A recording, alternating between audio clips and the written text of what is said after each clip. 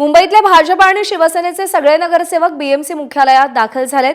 भाजप शिवसेनेच्या नगरसेवकांची आज गटनोंदणी होणार आहे। गटनोंदणी करण्यापूर्वी सगळे नगरसेवक बीएमसी मुख्यालयात पोहोचलेत।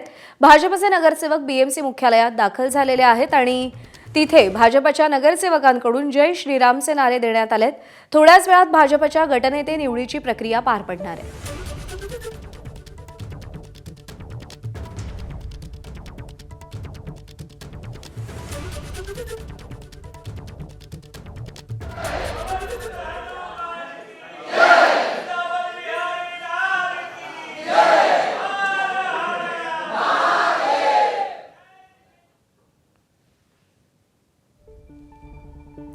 तर ही दृश्य आपण पाहतोय मुंबई महानगरपालिकेच्या मुख्यालयातली गणेश खणकर यांची भाजपच्या गटनेतेपदी निवड झालेली आहे। भाजपचे मुंबई अध्यक्ष अमित साटम इकडे उपस्थित आहेत आणि गणेश खणकर यांची गटनेतेपदी नियुक्ती झालेली आहे। गेल्या अनेक वर्षांपासून गणेश खणकर हे भाजपत सक्रिय आहेत।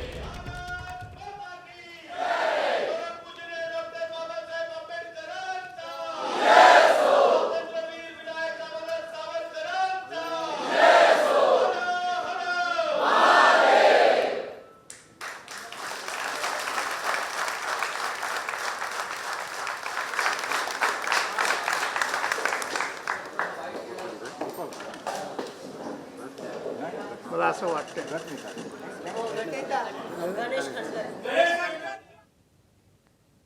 तर ही दृश्य आपण पाहतोय भाजपचे सगळे नगरसेवक नवनिर्वाचित नगरसेवकांसह हे सगळे नेते इथे उपस्थित आहेत आणि गणेश खणकर यांची भाजपच्या गटनेतेपदी निवड झाली आहे। यानंतर आता गटनोंदणी केली जाणार आहे। महायुतीचे दोन वेगवेगळे गट नोंदवले जातील। भाजपचा स्वतंत्र गट असेल आणि त्यानंतर शिवसेना आणि राष्ट्रवादीचा एक वेगळा स्वतंत्र गट नोंदवला जाणार आहे आणि त्यामुळे विविध समित्यांची पदं आपल्या हातात ठेवण्यामध्ये महायुतीला यश मिळेल।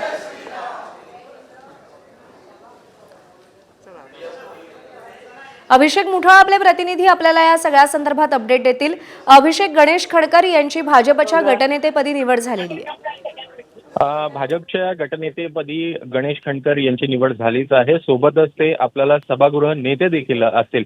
प्रामुख्यानं यामध्ये जर का पाहायचं तर भाजपच्या वाट्याला महापौर पद आणि स्थायी समिती पद येताना दिसत आहे। सोबतच सभागृह पद देखील भाजपच्याच वाट्याला आहे। एकूणच गणेश खणकर पाहायचं तर अभ्यासू असे एकूण नेते मानले जातात। सोबतच संघाची देखील एकूण संघाचं देखील पार्श्वभूमी त्यांना आपल्याला पाहायला मिळते। प्रामुख्यानं यामध्ये जर का दुसरीकडे पाहायचं तर गणेश खणकर हे उत्तर मुंबईतनं येताना दिसतात आणि महामंत्री देखील ते आपल्याला मुंबईचे पाहायला मिळतात। आणि आता थोड्याच वेळानंतर आपण गटनेतेपदी त्यांची निवड झाल्यानंतर गटनोंदणीसाठी भाजपचे सगळे नगरसेवक जाताना दिसतील।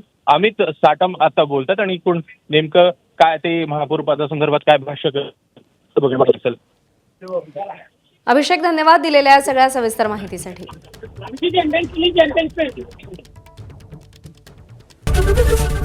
एबीपी माझा, उघडा डोळे बघा नीट।